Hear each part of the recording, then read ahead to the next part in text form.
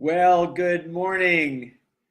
It's 9:30 here in Boston, and it's time for another edition of Coffee with Coach Ted.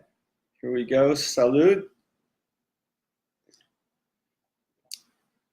You can't really see it, but this is maybe you can. I don't want to hold it over my laptop. It's a mug from my high school class. I'm not even going to tell you what year that was, but it's one of my reunions. Anyway, good morning. It's good to be here with you. Today, I think I've got a pretty interesting topic. I've done a couple of these Facebook Lives on the topic of out of sight, out of mind, focusing on things, papers, keys, physical objects, as well as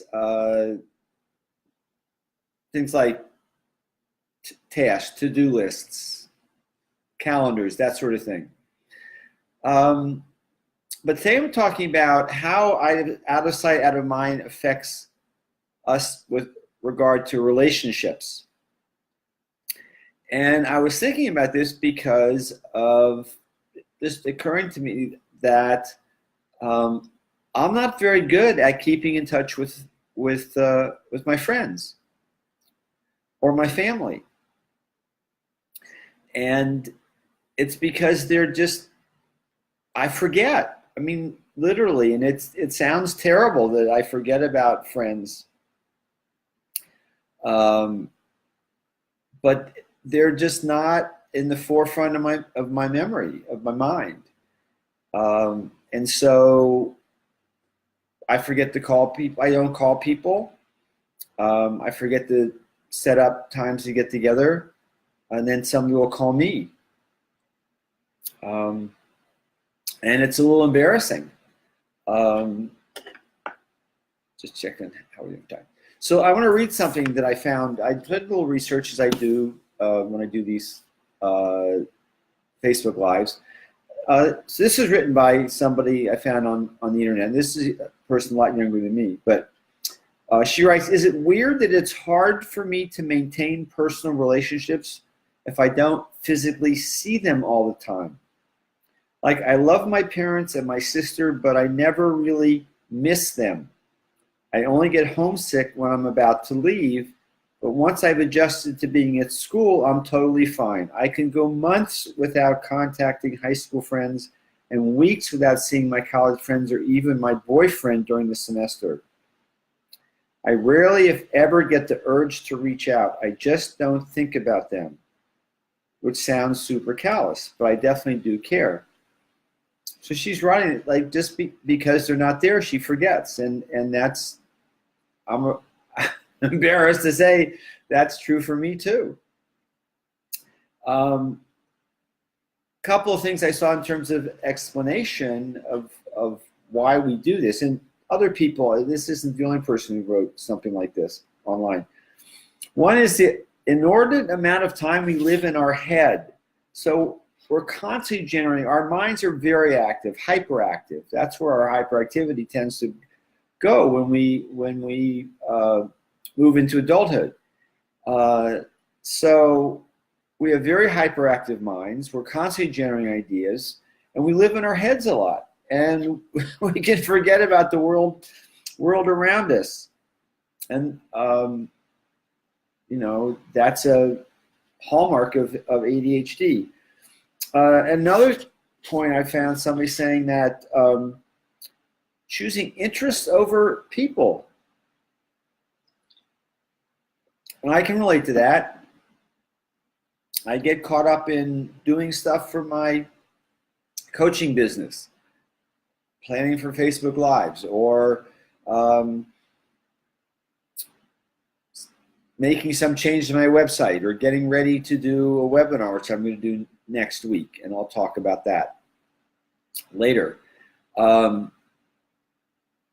get caught up in doing stuff that is interesting, and I forget about stuff like contacting my friends. Now, I don't completely forget about my life. I make plans, but sometimes they're plans by myself or an activity for a group that I'm part of. But in terms of actually contacting people one-on-one. So here's some thoughts, again, that I found in doing my research. Some ideas of how to deal with that poor memory issue. So one is make notes on your friends about what they like, what they dislike. One of the things that at least keeps you somewhat in touch, it's a little, sending e-cards, but I have there's this website called Birthday Alarm, and I'm a subscriber to that. And I put in friends and family, their birthdays, and then I get a note, an email reminding me that it's coming up. And I send them an e-card. Or Facebook. If you're on Facebook, you know that you get notifications of the people whose birthdays are that day. And so if it's somebody that I know, could be a friend, could be a family member, somebody I've met at a workshop, various levels of relationship. I go on their Facebook page, timeline, and I write a note. 2 sentences. Happy birthday, Bill. I hope you have a wonderful day. That's kind of my standard greeting. Sometimes I hear back and somebody will say thank you. It depends, I guess, on the closeness of relationship that we have. So I do that, but that's not the same thing as actually talking to somebody, or even just sending somebody an email or a more personal message to say hi.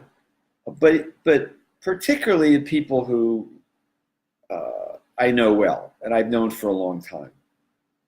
Okay, so that's something you can do is subscribe to Birthday Alarm and get notifications of when people have birthdays. Make a list of your friends and acquaintances and make a commitment to reach out to one person each week. Again, through an email, but even better, email or text, or even better, a phone call. Certainly more personal. Write down things and make notes about them, what their interests are, just so you remember. We can forget, how old is their child, something like that.